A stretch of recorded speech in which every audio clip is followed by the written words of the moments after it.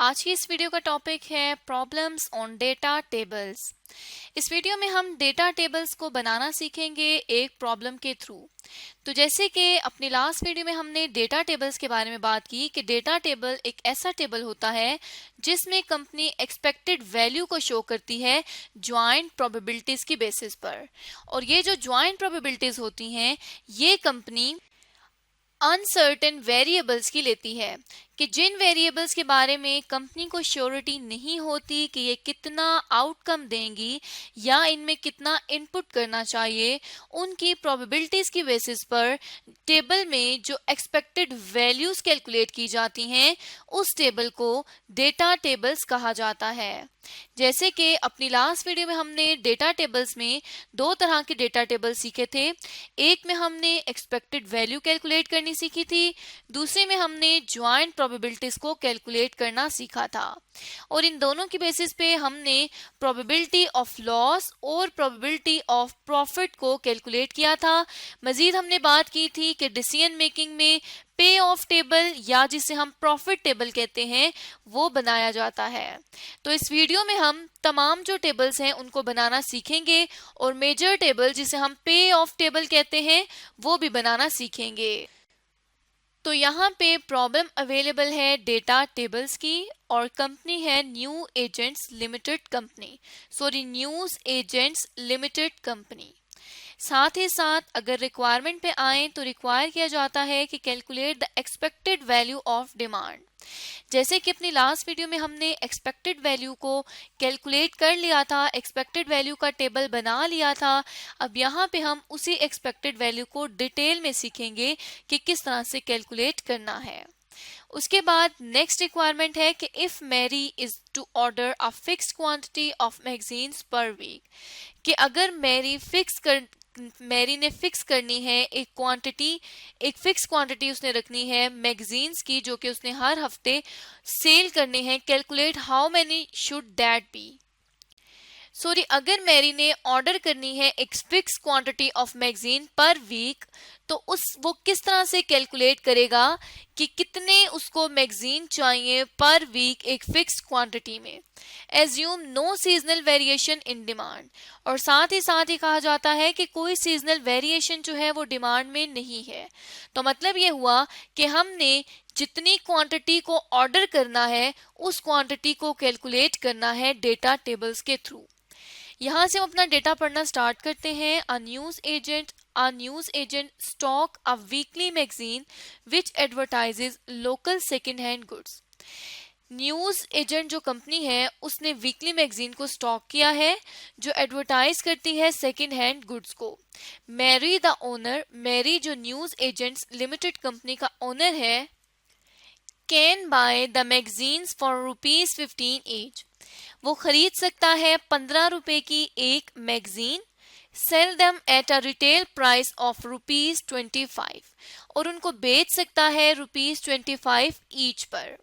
तो यहाँ पर हमें परचेज कॉस्ट और सेलिंग प्राइस पता चल चुकी है। At the end of each week unsold magazines are obsolete and have no value. जैसे ही हफ्ते का आखिर होता है मैगजीन जो बच जाते हैं, अनसोल्ड रह जाते हैं, जो नहीं बिकते, वो ऑब्सोलीट हो जाते हैं, मतलब उनकी वैल्यू जो है वो खत्म हो जाती है और अब वो किसी काम के नहीं रहते। Mary estimates a probability distribution for weekly demand which looks like this.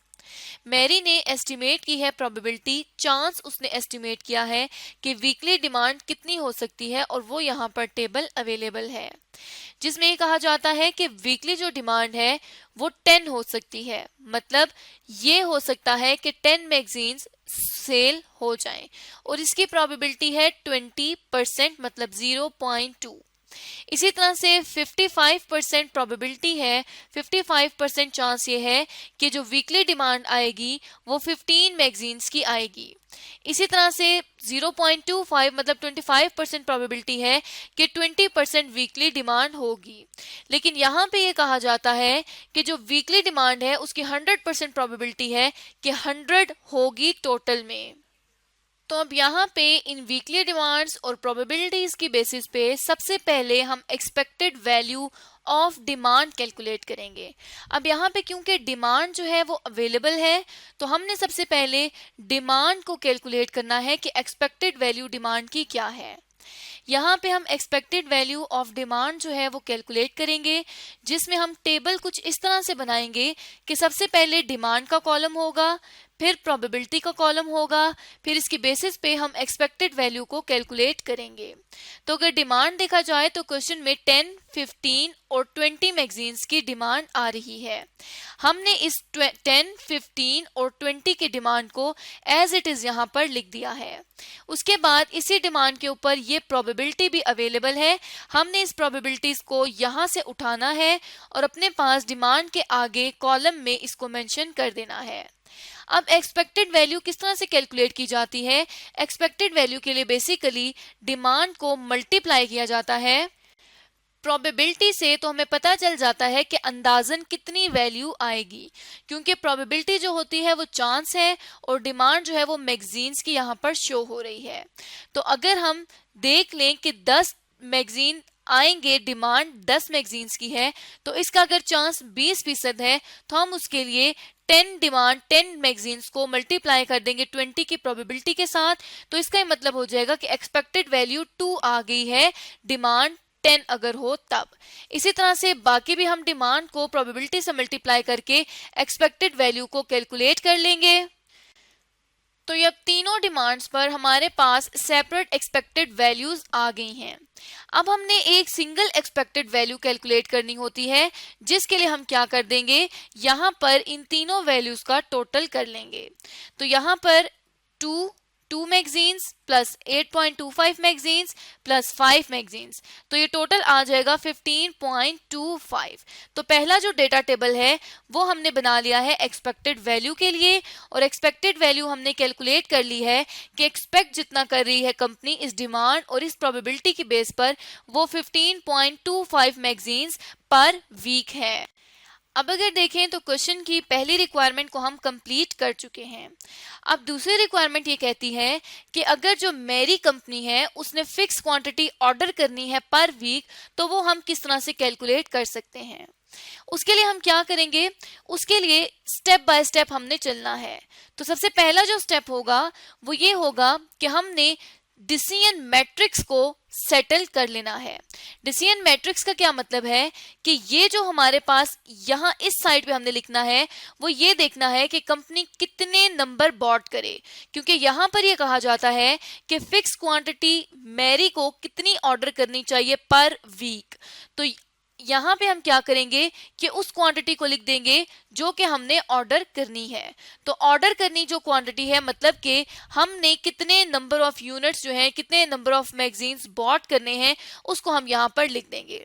तो ये जो डिमांड है 10, 15 या 20, इसके बेसिस पे हम देखेंगे कि क्या हमें 10 या हमें 15 या हमें 20 मैगजीन्स बॉट करने चाहिए एक वीक में। तो इन तीनों में से हमने कौन सा नंबर, कौन सा मैगजीन, कितने मैगजीन्स ऑर्डर करने हैं इन तीनों में से, उसके लिए हमने डिसीजन मेकिंग करनी है। तो जो डिसीजन होगा उसको यहाँ पे हम ऊपर जो है वो प्लॉट करेंगे।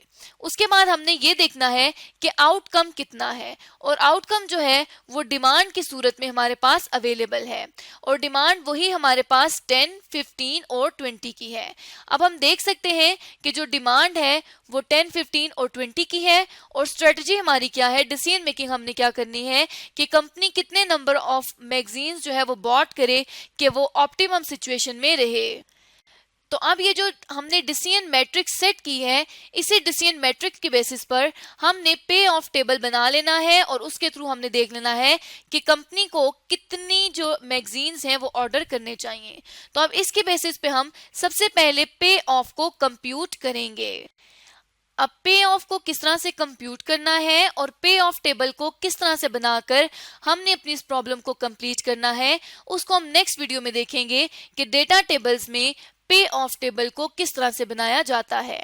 तो अभी तक की इस वीडियो में हमने एक्सपेक्टेड वैल्यू का टेबल बनाकर सीख लिया है कि एक्सपेक्टेड वैल्यू हम किस तरह से कैलकुलेट कर सकते हैं।